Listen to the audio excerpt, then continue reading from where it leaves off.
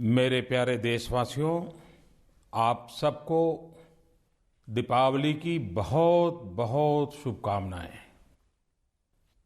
भारत के हर कोने में उत्साह और उमंग के साथ दीपावली का पर्व मनाया जाता है। भारत एक ऐसा देश है कि 365 दिन देश के किसी न किसी कोने में कोई न कोई उत्सव नजर आता है। दूर से देखने वाले को तो कभी यही लगेगा कि जैसे भारतीय जनजीवन ये उत्सव का दूसरा नाम है, और ये स्वाभाविक भी है। वेद काल से आज तक भारत में जो उत्सवों की परंपरा रही है वे समयानुकूल परिवर्तन वाले उत्सव रहे हैं।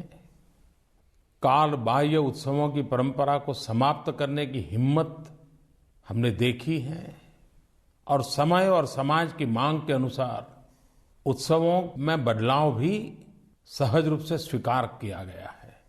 लेकिन इन सब में एक बात हम भली भांति देख सकते हैं कि भारत के उत्सवों की ये पूरी यात्रा, उसका व्याप, उसकी गहराई, जन जन में उसकी पैठ एक मूल मंत्र से जुड़ी हुई है: स्व को समष्टि की ओर ले जाना। व्यक्ति और व्यक्तित्व का विस्तार हो, अपने सीमित सोच के दायरे को समाज से ब्रह्मांड तक विस्तृत करने का प्रयास हो, और ये उत्सवों के माध्यम से करना। भारत के उत्सव कभी खान पान की महफिल जैसे दिखते हैं, लेकिन उसमें भी मौसम कैसा है, किस मौसम में क्या खाना चाहिए, किसानों की कौन सी पैदावार है, उस पैदावार को उत्सव में कैसे पलटना, आरोग्य की दृष्टि से क्या संस्कार हो, ये सारी बातें हमारे पूर्वजों ने बड़े वैज्ञानिक तरीके से उत्सव में समेट ली है। आज पूरा विश्व एनवायरनमेंट की चर्चा करता है, प्रकृति विनाश चिंता का विषय बना है। भारत की उत्सव परंपरा प्रकृति प्रेम को बलवान बनाने वाली, बालक से लेकर के हर व्यक्ति को संस्कारित करने वाली रही है। पेड़ हो, पौधे हो, नदी हो, पशु हो, पर्वत हो, पक्षी हो, हर एक के प्रति दायित्व भाव जगाने वाले उत्सव रहे हैं।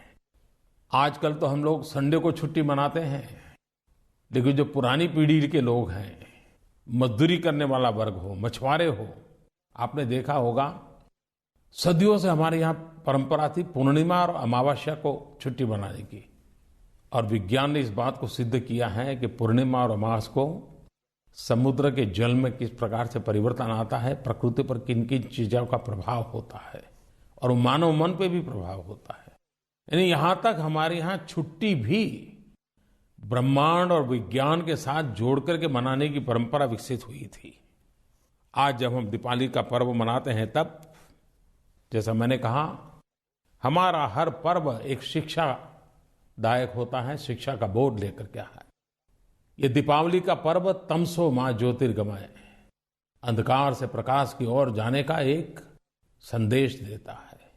और अंधकार वो प्रकाश के अभाव का ही अंधकार वाला अंधकार नहीं है। अंधश्रद्धा का भी अंधकार है, अशिक्षा का भी अंधकार है, गरीबी का भी अंधकार है, सामाजिक बुराइयों का भी अंधकार है। दीपावली का दिया जला करके समाज दोष रूपी जो अंधकार छाया हुआ है, व्यक्ति दोष रूपी जो अंधकार छाया हुआ है, उससे भी मुक्ति, और वही तो दिवाली का दिया जला करके प्रकाश पहुंचाने का पर्व बनता है। एक बात हम सब भली भांति जानते हैं, हिंदुस्तान के किसी भी कोने में चले जाइए, अमीर से अमीर के घर में चले जाइए, गरीब से गरीब की झोपड़ी में चले जाइए, दिवाली के त्योहार में हर परिवार में स्वच्छता का अभियान चलता दिखता है। घर के हर कोने की सफाई होती है। गरीब अपनी मिट्टी के बर्तन होंगे तो मिट्टी के बर्तन भी ऐसे साफ करते हैं जैसे बस ये दिवाली आई है। दिवाली एक स्वच्छता का अभियान भी है, लेकिन समय की मांग है कि सिर्फ घर में सफाई नहीं, पूरे परिसर की सफाई, पूरे मोहल्ले की सफाई, पूरे गांव की सफाई, हमने हमारे स्वभाव और परंपरा को विस्तृत करना है, विस्तार देना है। दीपावली का पर्व अब भारत की सीमाओं तक सीमित नहीं रहा है। विश्व के सभी देशों में किसी न किसी रूप में दीपावली के पर्व को याद किया जाता है, मनाया जाता है। दुनिया की कई सरकारें भी, वहां की संसद भी, वहां के शासक भी दीपावली के पर्व के हिस्से बनते जा रहे हैं।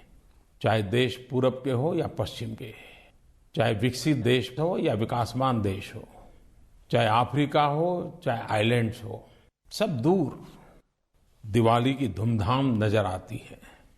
आप लोगों को पता होगा, अमेरिका की यूएस पोस्टल सर्विस, उन्होंने इस बार दीपावली का पोस्टल स्टैम्प जारी किया है। कनाडा के प्रधानमंत्री जी ने दीपावली के अवसर पर दिया जलाती हुई अपनी तस्वीर ट्विटर पर शेयर की है।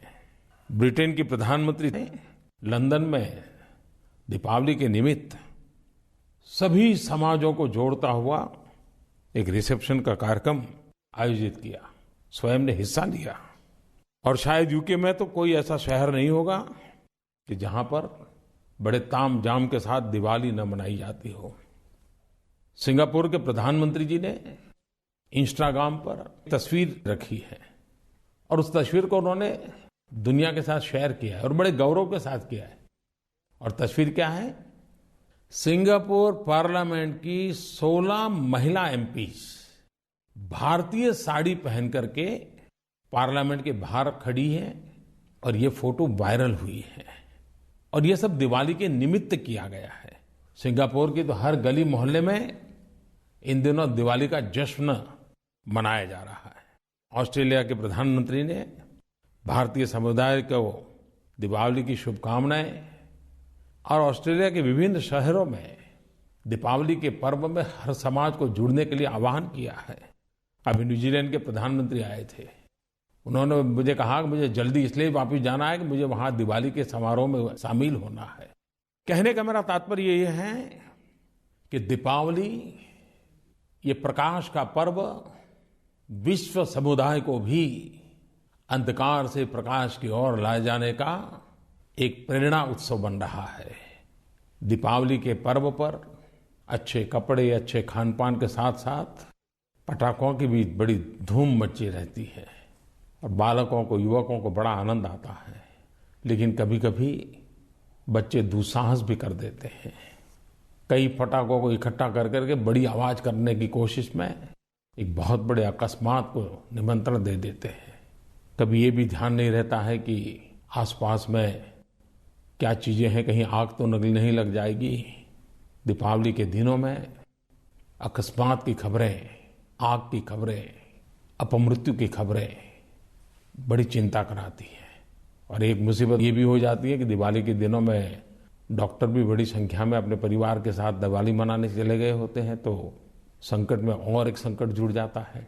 मेरी खास करके माता पिता को, पेरेंट्स को, गार्डियंस को खास आग्रह है कि बच्चे जब पटाखे चलाते हो, बड़ों ने साथ खड़े रहना चाहिए, कोई गलती न हो जाए उसकी चिंता करनी चाहिए और दुर्घटना से बचना चाहिए। हमारे देश में दीपावली का पर्व बहुत लंबा चलता है, वो सिर्फ एक दिन का नहीं होता है।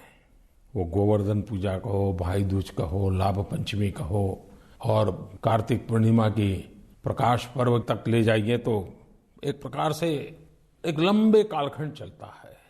इसके साथ साथ हम दीपावली का त्योहार भी मनाते हैं और छठ पूजा की तैयारी भी करते हैं। भारत के पूर्वी इलाके में छठ पूजा का त्योहार एक बहुत बड़ा त्योहार होता है, एक प्रकार से महापर्व होता है, 4 दिन तक चलता है। लेकिन उसकी एक विशेषता है, समाज को एक बड़ा गहरा संदेश देता है।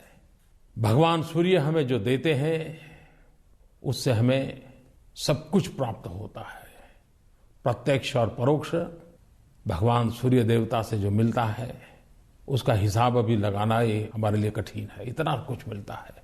और छठ पूजा सूर्य की उपासना का भी पर्व है। लेकिन कहावत तो ये हो जाती है कि भाई दुनिया में लोग उगते सूरज की पूजा करते हैं। छठ पूजा एक ऐसा उत्सव है जिसमें ढलते सूरज की भी पूजा होती है। एक बहुत बड़ा सामाजिक संदेश है उसमें। मैं दीपावली के पर्व की बात कहूं, छठ पूजा की बात कहूं, ये समय है आप सबको बहुत बहुत शुभकामनाएं देने का। लेकिन साथ साथ मेरे लिए समय और भी है, खास करके देशवासियों का धन्यवाद करना है, आभार व्यक्त करना है। पिछले कुछ महीनों से जो घटनाएं आकार ले रही हैं, हमारे सुख चैन के लिए हमारे सेना के जवान अपना सब कुछ लुटा रहे हैं।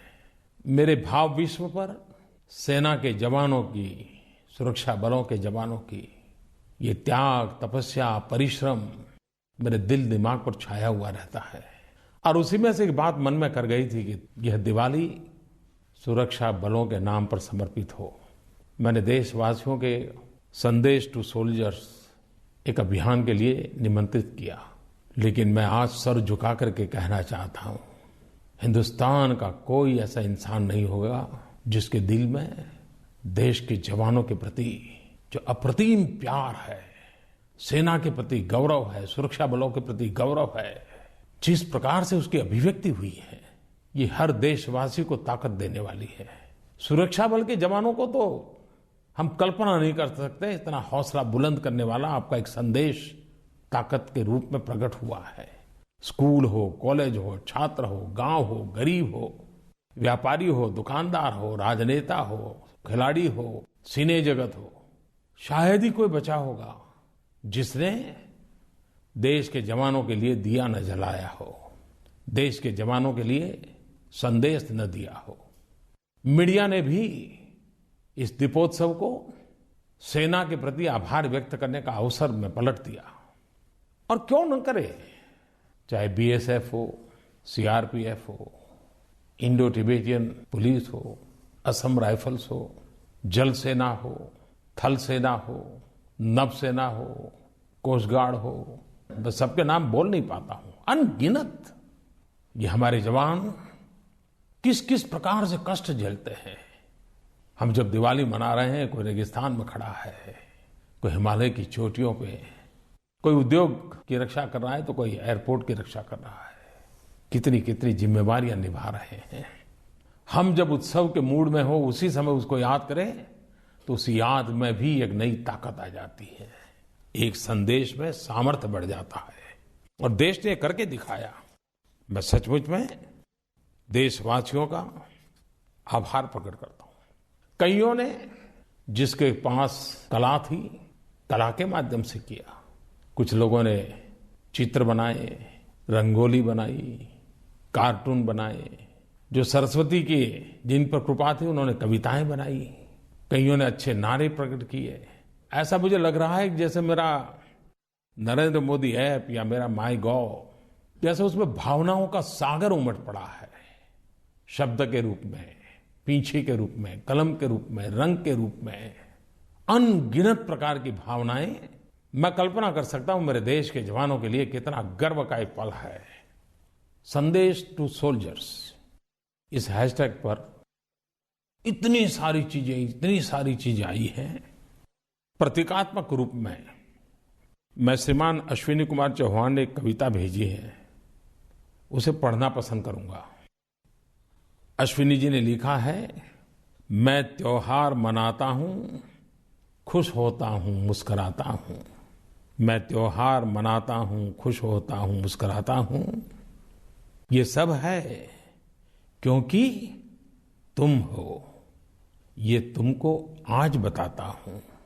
मेरी आजादी का कारण तुम खुशियों की सौगात हो। मैं चैन से सोता हूं क्योंकि मैं चैन से सोता हूं क्योंकि तुम सरहद पर तैनात हो।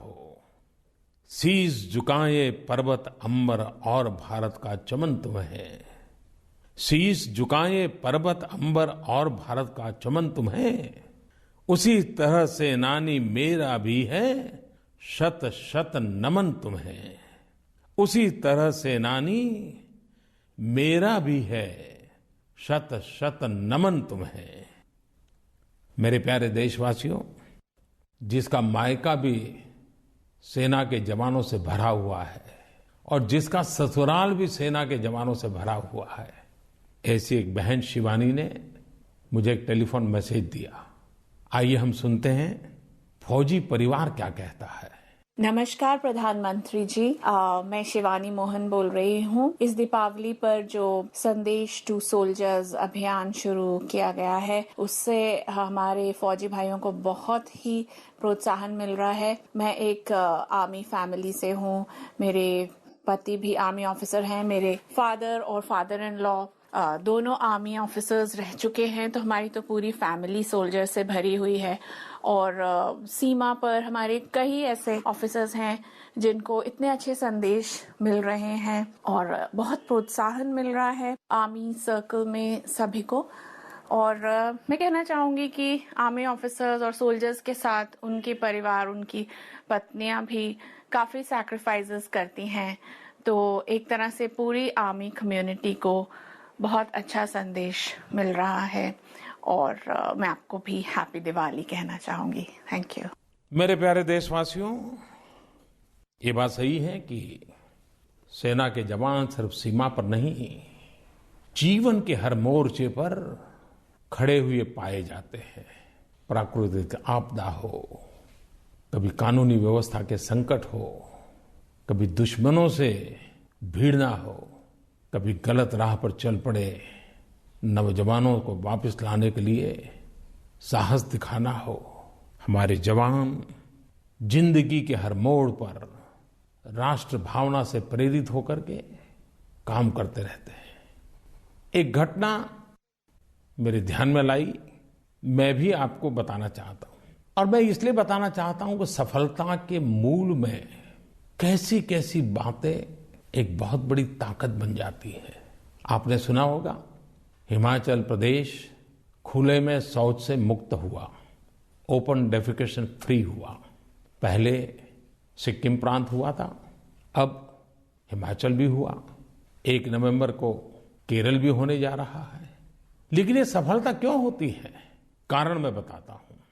देखिए, सुरक्षा बलों में हमारा एक आईटीबीपी का जवान श्री विकास ठाकुर, वो मूल तो हिमाचल के सिरमौर जिले के एक छोटे से गांव से हैं।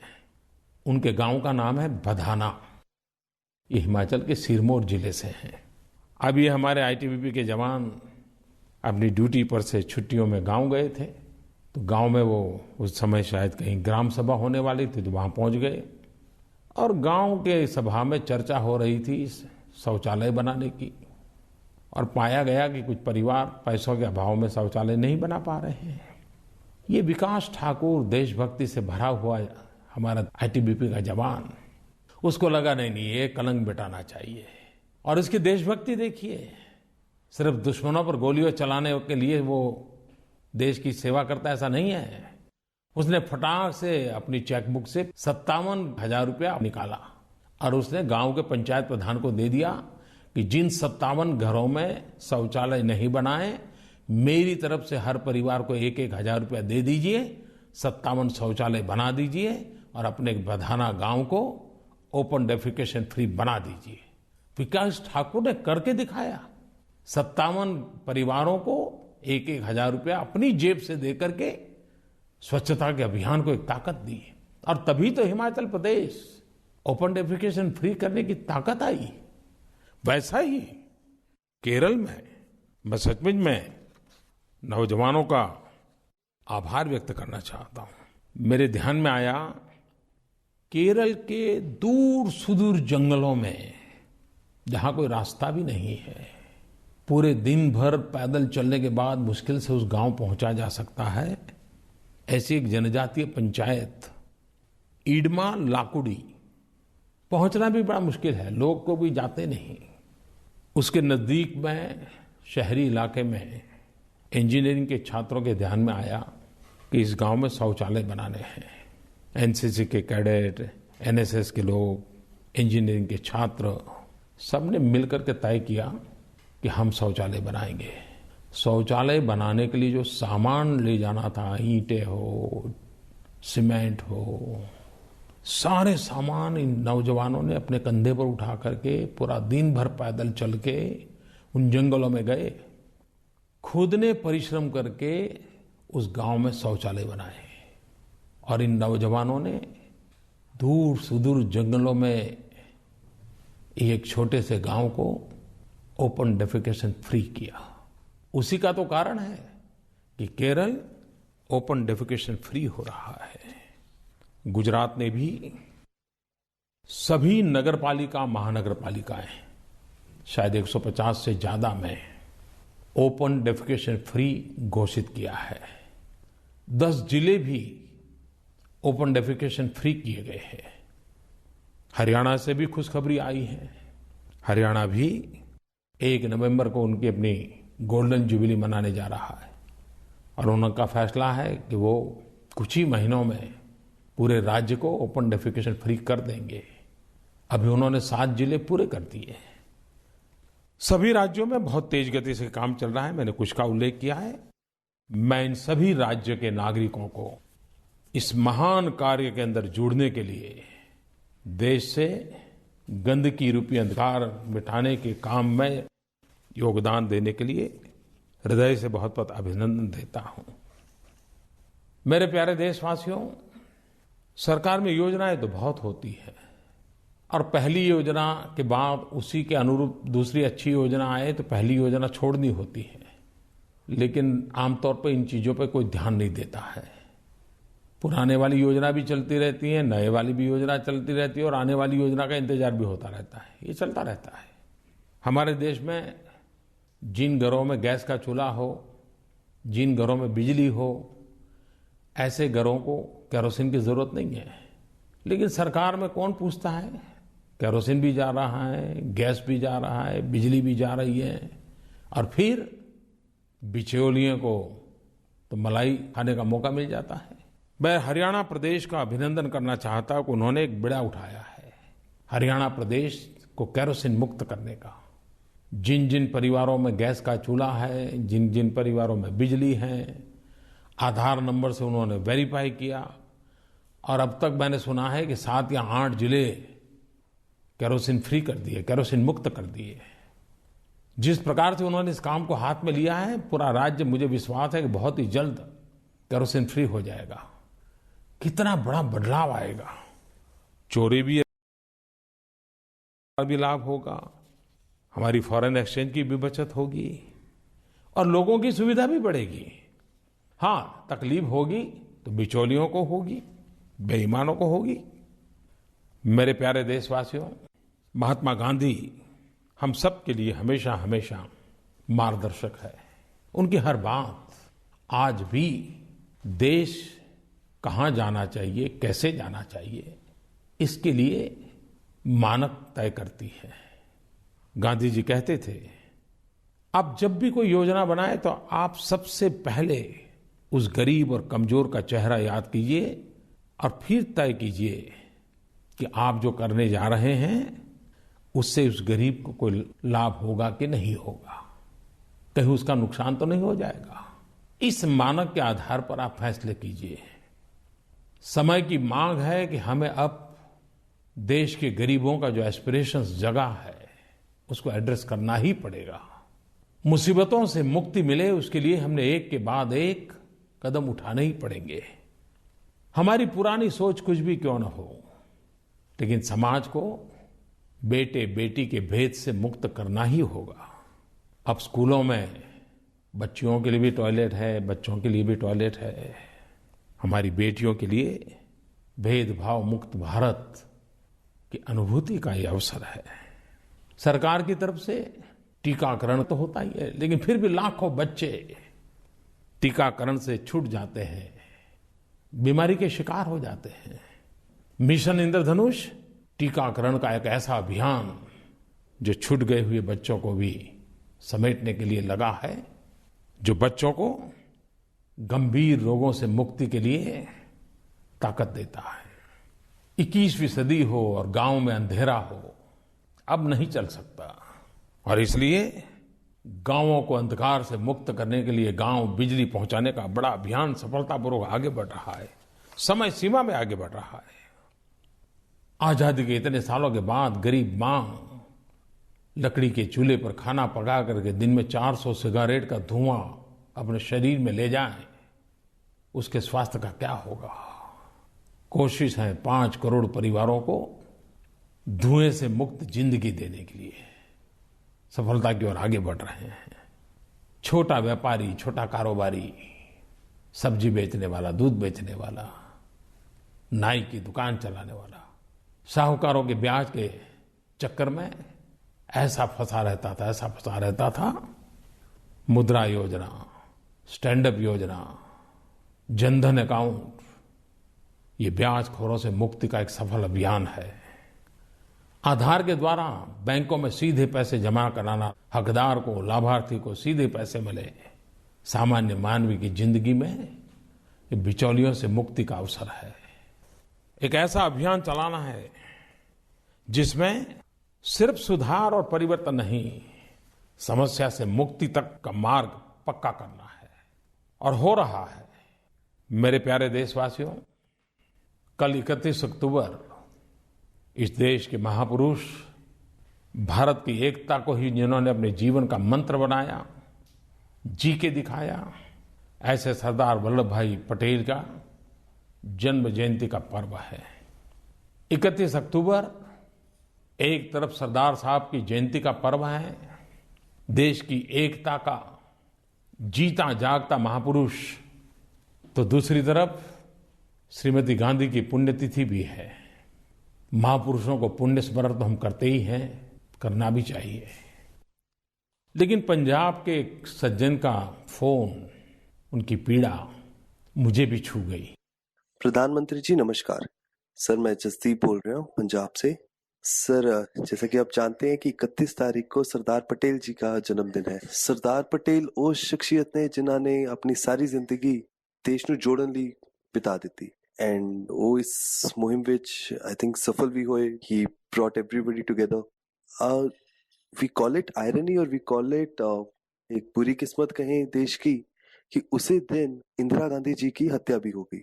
एंड जैसा हम सबको पता है कि उनकी हत्या के बाद देश में कैसे इवेंट्स हुए। तो सर, मैं ये कहना चाहता था कि हम ऐसे दुर्भाग्य पूर्ण जो इवेंट्स होते हैं, जो घटनाएं होती हैं, इनको कैसे रोक सकते हैं? मेरे प्यारे देशवासियों, ये पीड़ा एक व्यक्ति की नहीं है।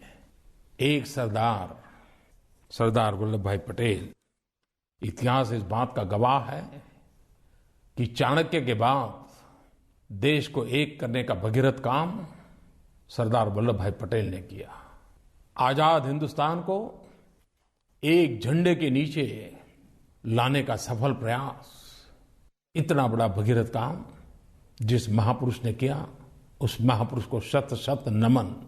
लेकिन यह भी तो पीड़ा है कि सरदार साहब एकता के लिए जिए, एकता के लिए जूझते रहे, एकता की उनकी प्राथमिकता के कारण कईयों की नाराजगी के शिकार भी रहे, लेकिन एकता के मार्ग को कभी छोड़ा नहीं।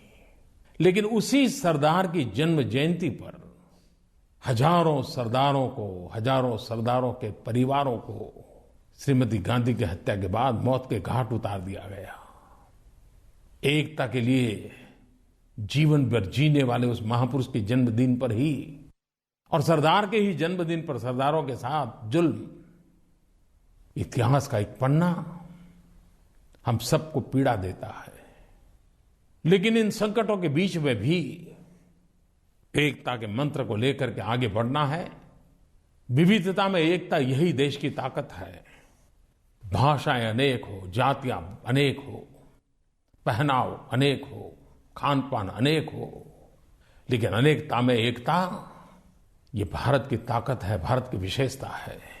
हर पीढ़ी का एक दायित्व है, हर सरकारों की जिम्मेवारी है कि हम देश के हर कोने में एकता के अवसर खोजें, एकता के तत्व को उभारें।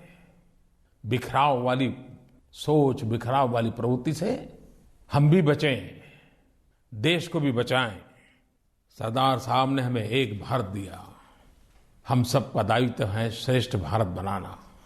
एकता का मूल मंत्र ही श्रेष्ठ भारत का मजबूत नींव बनाता है। सरदार साहब की जीवन यात्रा का प्रारंभ किसानों के संघर्ष से हुआ था। किसान के बेटे थे, आजादी के आंदोलन को किसानों तक पहुंचाने में सरदार साहब की बहुत बड़ी अहम भूमिका रही। आजादी के आंदोलन को गांव में ताकत के रूप बनाना सरदार साहब का सफल प्रयास था। उनकी संगठन शक्ति और कौशल्य का परिणाम था। लेकिन सरदार साहब सिर्फ संघर्ष के व्यक्ति थे ऐसा नहीं, वो संरचना के भी व्यक्ति थे। आज कभी कभी हम बहुत लोग अमूल का नाम सुनते हैं। अमूल की हर प्रोडक्ट से आज हिंदुस्तान और हिंदुस्तान के बाहर भी लोग परिचित हैं। लेकिन बहुत कम लोगों को मालूम होगा कि सरदार साहब की दीर्घ दृष्टि थी कि उन्होंने कोऑपरेटिव मिल्क प्रोड्यूशन के यूनियन की कल्पना की थी। और खेड़ा डिस्ट्रिक्ट, उस समय केरा डिस्ट्रिक्ट बोला जाता था, और 1942 में इस विचार को उन्होंने बल दिया था। वो साकार रूप आज का अमूल किसानों के सुख समृद्धि की संरचना सरदार साहब ने कैसे की थी, उसका एक जीता जागता उदाहरण हमारे सामने है। मैं सरदार साहब को आदरपूर्वक अंजलि देता हूं और इस एकता दिवस पर 31 अक्टूबर को हम जहां हो सरदार साहब को स्मरण करें, एकता का संकल्प करें। मेरे प्यारे देशवासियों, इन दिवाली की श्रृंखला में कार्तिक पूर्णिमा ये प्रकाश उत्सव का भी पर्व है। गुरु नानक देव, उनकी शिक्षा दीक्षा पूरी मानव जात के लिए, न सिर्फ हिंदुस्तान के लिए, पूरी मानव जात के लिए आज भी दिशा दर्शक है। सेवा, सच्चाई और सर्वदा भला, यही तो गुरु नानक देव का संदेश था। शांति, एकता और सद्भावना, यही तो मूल मंत्र था। भेदभाव हो, अंधविश्वास हो, कुरीतियां हो, उससे समाज को मुक्ति दिलाने का वो अभियान ही तो था गुरु नानक देव की हर बात में। जब हमारे यहां स्पृश्य जाति प्रथा, ऊंच नीच, इसकी विकृति की चरम सीमा पर थी, तब गुरु नानक देव भाई लालो को अपना सहयोगी चुना। आइए हम भी गुरु नानक देव ने जो हमें ज्ञान का प्रकाश दिया है, जो हमें भेदभाव छोड़ने के लिए प्रेरणा देता है, भेदभाव के खिलाफ कुछ करने के लिए आदेश करता है, सबका साथ सबका विकास, इसी मंत्र को लेकर के अगर आगे चलना है तो गुरु नानक देव से बढ़िया हमारा मार्गदर्शन कौन हो सकता है। मैं गुरु नानक देव को भी इस प्रकाश उत्सव आ रहा है तब अंतर मन से प्रणाम करता हूं। मेरे प्यारे देशवासियों, फिर एक बार देश के जवानों के नाम ये दिवाली, इस दिवाली पर आपको भी बहुत बहुत शुभकामनाएं। आपके सपने, आपके संकल्प हर प्रकार से सफल हो, आपका जीवन सुख चैन की जिंदगी वाला बने, यही आप सबको शुभकामनाएं देता हूं। बहुत बहुत धन्यवाद।